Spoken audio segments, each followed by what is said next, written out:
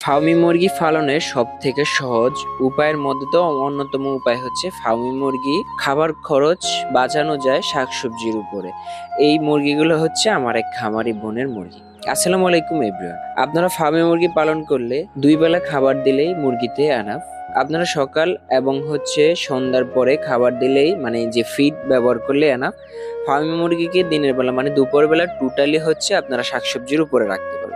এটা হচ্ছে আমার একটা খামারি বোন, সে রেগুলার দুপুরবেলা ফার্মি মুরগিকে নরম জাতীয় শাকসবজি ব্যবহার করবে। আপনারা দেখুন মুরগি অনাশায় খেয়ে নিচ্ছে, কতটা মানে ফিড মনে করে অনাশায় খেয়ে নিচ্ছে।